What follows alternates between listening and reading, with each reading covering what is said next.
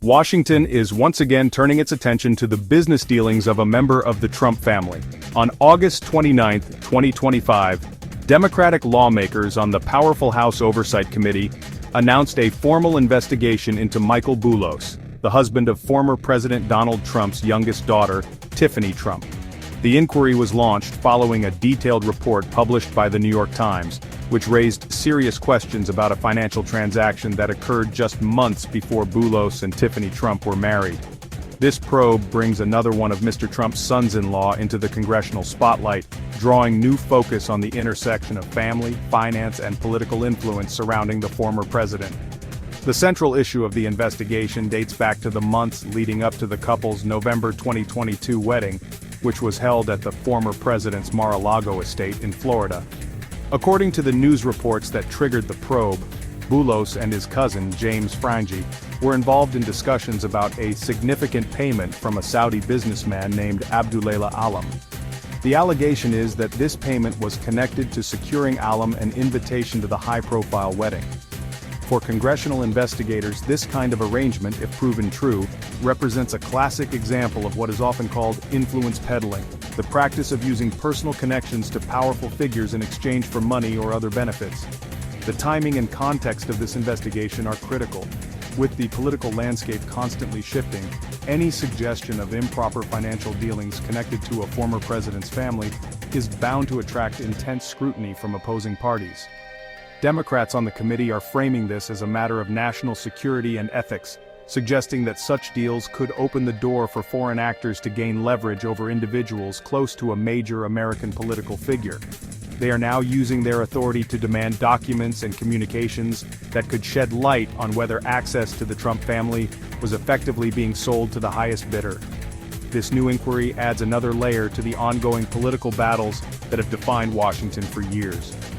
It follows a familiar pattern where the financial activities of presidential relatives become a key focus for congressional oversight committees. For the public, it raises important questions about where the line should be drawn between private family matters and public interest, especially when those family matters involve large sums of money and individuals from foreign countries. The committee's goal, as stated by its Democratic leadership, is to uncover the facts behind the allegations and determine if any laws or ethical standards were breached in the process. At the heart of the congressional probe is a specific allegation that Michael Boulos and his cousin, James Frangi, discussed a deal to provide Saudi businessman Abdulelah Alam with an invitation to the Boulos-Trump wedding in exchange for a payment of $100,000. This discussion reportedly took place in the summer of 2022. According to text messages cited in news reports, the purpose of the deal was not just about attending a lavish social event. The invitation was allegedly seen as a way for Alam to demonstrate his proximity to the Trump family, a connection that could have been valuable in his business affairs back in Saudi Arabia, where he had faced significant financial challenges. The context for this alleged arrangement is particularly noteworthy. Reports indicate that Alam had some of his property assets seized by the Saudi government years earlier. The text messages suggest that his associates, including Frangi, believed that visibly aligning with the Trump family could help soften up Saudi officials and potentially aid Alam's efforts to recover his assets. One message from Frangi reportedly mentioned a timeline stating, "We have a month and a half to get everything started before the wedding."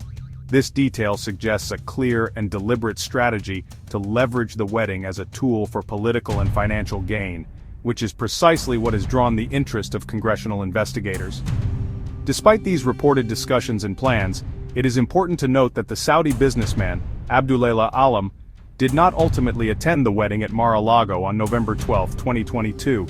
The reasons for his absence are not publicly known. However, the fact that he did not attend does not necessarily negate the concerns of the House Oversight Committee. Investigators are focused on the alleged agreement itself, not just the outcome. The very idea that an invitation to a former president's family event could be bartered for a six-figure sum is what lawmakers find so troubling, regardless of whether the final plan was carried out as originally conceived. The $100,000 payment, which is central to the entire affair, did change hands. The money was transferred, but the story of why it was transferred has become a point of major contention. The existence of the payment is not in dispute, but the purpose behind it is described very differently by each of the parties involved. This discrepancy is a key reason why Congress has stepped in.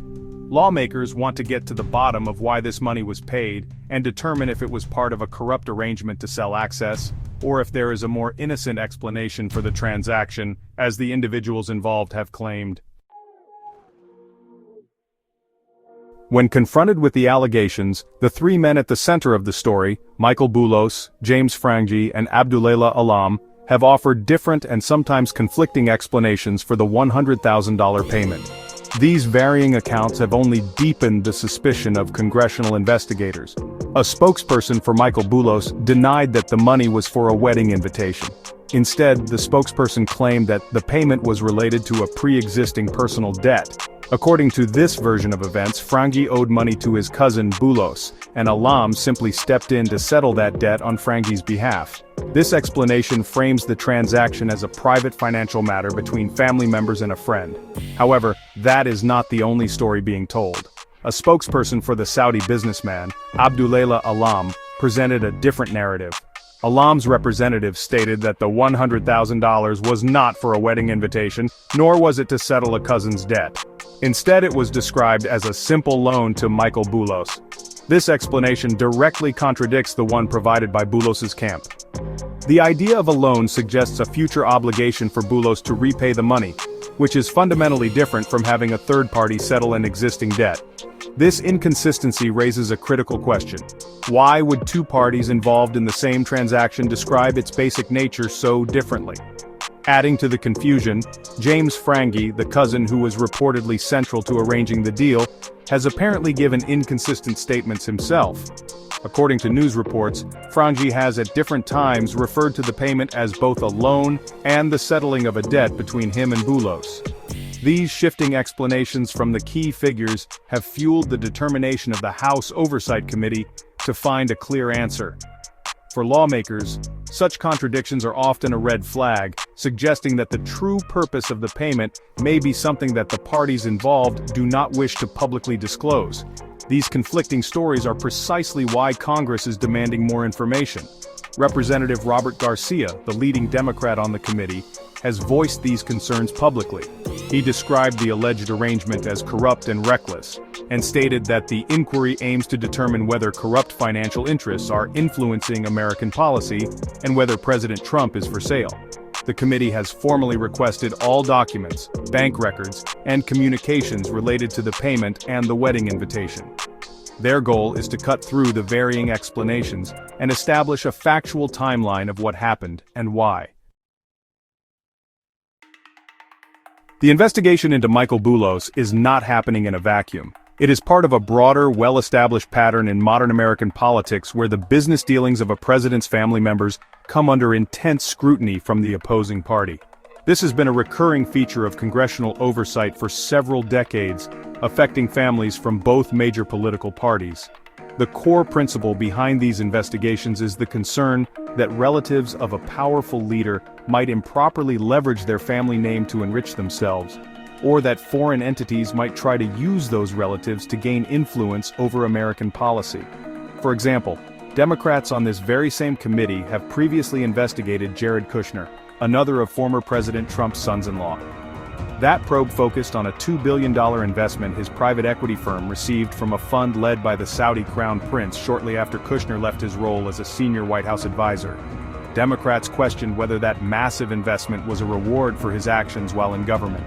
In a similar vein, Republicans have spent years investigating Hunter Biden, the son of President Joe Biden.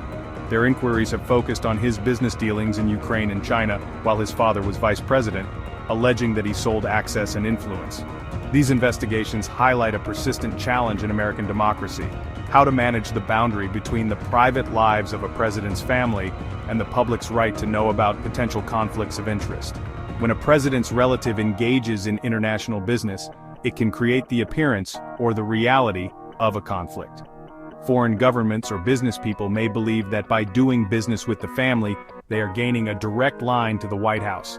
This is why congressional committees, armed with subpoena power, often step in to demand records and testimony to ensure that decisions are being made in the national interest, not for personal financial gain. Ultimately, the investigation into Michael Boulos is about accountability and transparency. Congress wants to understand the full story behind the $100,000 payment and the alleged offer of a wedding invitation. Lawmakers will seek to determine if there was a corrupt quid pro quo, something offered in exchange for something else, and whether it was part of a larger pattern of behavior. For the American public, these probes serve as a reminder that the families of political leaders operate under a microscope. The outcome of this inquiry will likely add another chapter to the ongoing debate about ethics, influence, and the proper role of presidential families in public life.